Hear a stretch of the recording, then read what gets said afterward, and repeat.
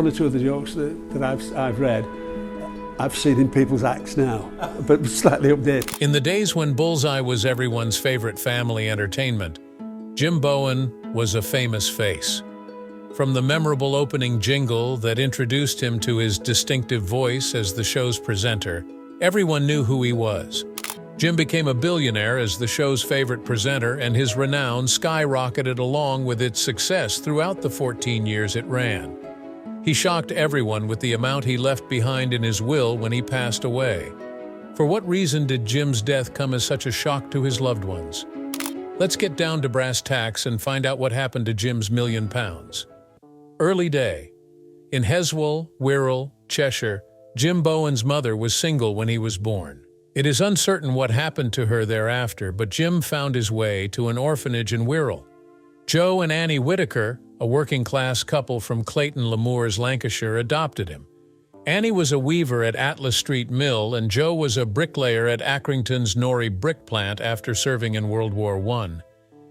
In the years after his adoption, Joe, now known as James Whitaker, lived in Clayton Le Moors, a small village west of Accrington, and attended Accrington Grammar School. He got a job as a dustman in Burnley after failing all but one of his O-levels. While on national service in 1955, Jim was a member of the Royal Army Ordnance Corps. He held the position of corporal until 1957, during which time he was an ammo inspector. By delivering the incorrect munitions shipment to Barry Docks during the Suez Crisis, he committed a major error. Therefore, he was sent to Aldershot to enroll in a physical training course with the intention of becoming a teacher. Jim probably came to the conclusion that military life wasn't for him and made the decision to switch gears and become a gymnastics instructor at a local school. He became the deputy headmaster of Caton Primary School in Lancaster after attending Chester Diocesan Training College to prepare for this. Jim became interested in the entertainment industry after being associated with the neighborhood dramatic club when he was a teacher. In the 1960s, while still teaching full-time, he also began doing stand-up comedy on the Northern Club circuit. But he wasn't happy with teaching and eventually decided he'd had enough of it. Instead, it was Ken Dodd's successful performance in front of 3,500 people in Blackpool that motivated him to pursue comedy full-time. A combination of his wife's maiden name, Owen, and the beginning of his mother's surname, Brown, became his stage name, Bowen. Jim had a tough time getting his comedic career off the ground. He had to be amusing enough to draw in an audience in addition to surviving the fierce competition in the business. Thanks be to God, his career finally took off in 1971 with the hit Granada TV show The Comedians. He was finally persuaded to pursue a career in entertainment full-time when this chance brought him national television recognition. Bullseye. To Jim's career, Bullseye is the single most beneficial event that could have occurred. Bullseye, a new game show on ITV, with Jim as its host in 1981. The show's ingenious combination of darts and general knowledge questions made it a hit with viewers and a mainstay of ITV's Sunday night program. It was so well-liked that it often outrated even the most popular nighttime soap operas, drawing in an audience of 15 to 20 million people. Jim was able to take advantage of prominent chances, including giving talks at the Oxford Union, thanks to his sudden celebrity once the broadcast went live. Many of the expressions he used on the program became famous sayings, and he became a household name. While he said he never used the words super smashing great, some of his other expressions became household names. If you gamble and lose, all you'll receive is your BFH, bus fare home. He would often warn participants, highlighting the dangers of gambling. Keep out of the black and in the red. Nothing in this game for two in a bed, he famously told players, alluding to the dartboard regulations that said a player would lose the reward if they hit the same target twice. Those who didn't come out on top in the bet will never forget the moment Jim showed them what you could have won. Because of Jim's immense fan base, Bullseye became a cult classic, especially among college students. As a result, he made frequent appearances at the Oxford and Cambridge Unions. His varied stage and film background, together with his widespread recognition in the UK, made him an advantage in the business world. It would behoove us to return to the show's inception before proceeding. Andrew Wood and comedian Norman Vaughn came up with the idea for Bullseye after looking at what makes game shows popular. Mickey Brennan and Roger Edwards were also featured on the program. The show's format was always going to center on darts, as the makers understood from the start. The producers eventually settled on having 3 teams compete in each show, with one team consisting of a trivia expert and one team consisting of an amateur darts player. Then these groups would fight for a wide range of prizes, from brand new vehicles, RVs, and luxury vacations to more modest consoling items like dart sets, men's and women's tankards and goblets, and bendy bully rubber dolls based on the show's mascot.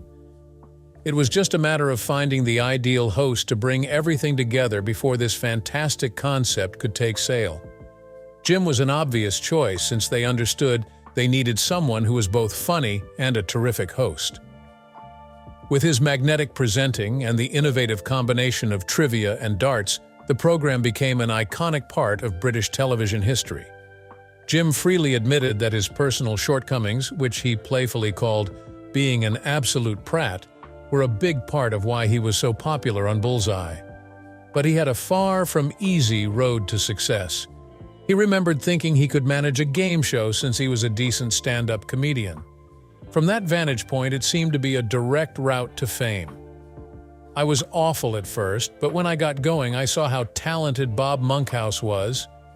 Bob, the famous game show presenter, once praised Jim for being a deeply modest, unassuming, and vulnerable human being, qualities that endear him to his viewers.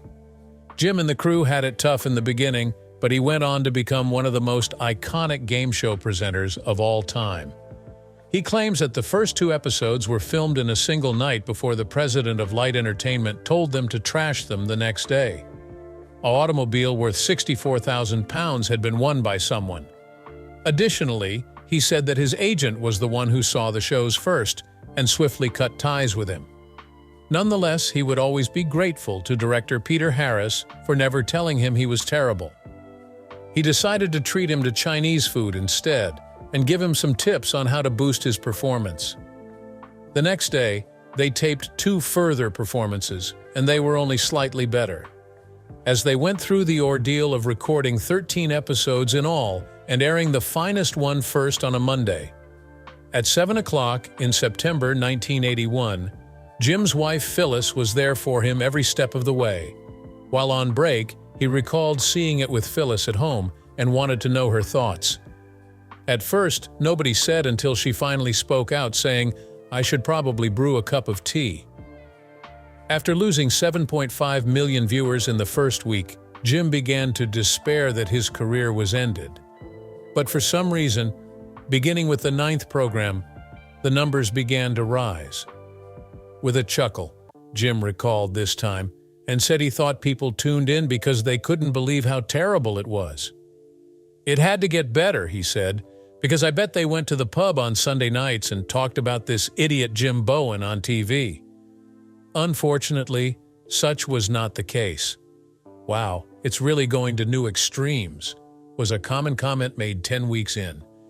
It became a cult success thanks to word of mouth, and to everyone's amazement, they ordered additional episodes. We spread like a wart among the populace. Jim got off to a difficult start, but his distinctive brand of comedy and dogged determination helped him win the day and cement his position in television history.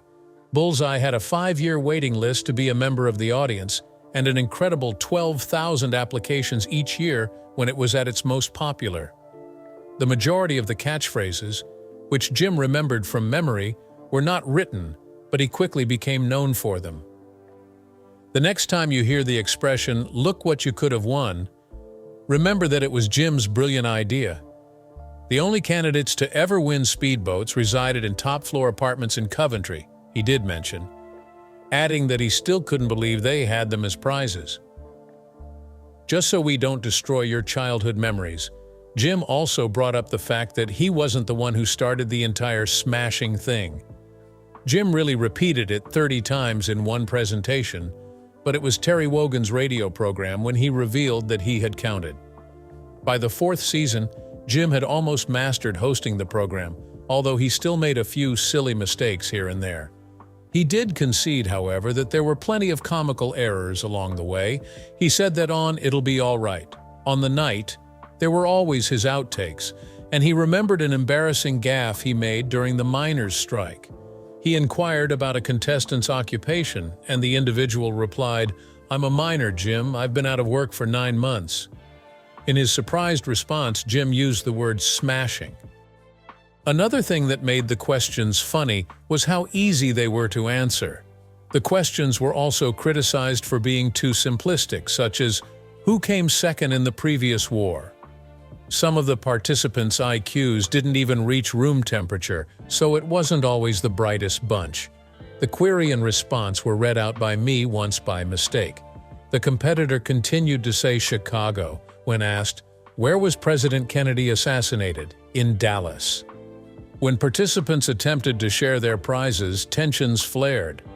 After the fact, Jim remembered that they often got into heated arguments about how to divide up the rewards.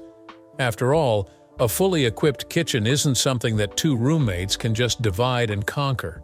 In spite of everything, Jim had nothing but good things to say about his time there.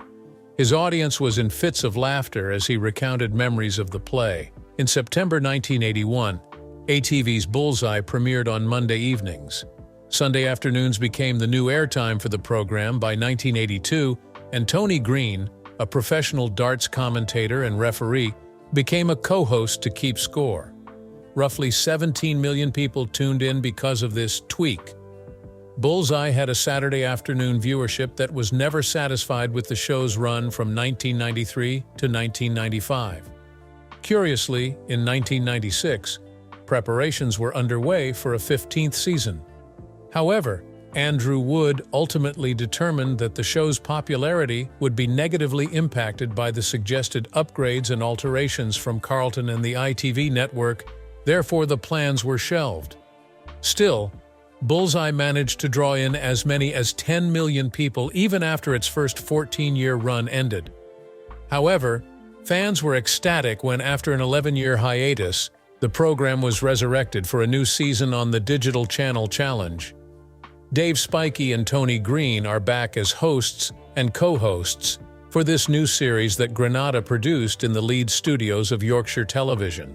From 1999 to 2003, when his tenure on Bullseye ended, Jim was the host of a popular live morning magazine show on BBC Radio Lancashire. With replays running 4 times a day on Challenge TV, Bullseye has saw a boost in popularity. Because of his newfound fame, Jim made guest appearances on several programs, including Weakest Link, BBC Two, Des and Mel, Richard and Judy, and The Morning Show with Phil and Fern, among many others. He appeared on the show 3 times and won twice. Finally, in 2005, 2007, and 2008, Jim had great success in the Edinburgh Festival. His 1-hour sets included both stand-up comedy and interesting anecdotes from his career, with an emphasis on Bullseye-related tales. A dynamic question-and-answer portion capped up the programs. Since then, Jim has taken this format to more intimate locations, where he continues to delight audiences with 2 hours of humorous tales and conversation. Jim really cherished his time in Edinburgh, and the audience's passionate welcome reflected that. Jim personally thanked everyone who came, expressing his thanks for their kindness and encouragement. Like everyone else, Jim was experiencing the inevitable effects of aging, which manifested itself in a host of health problems.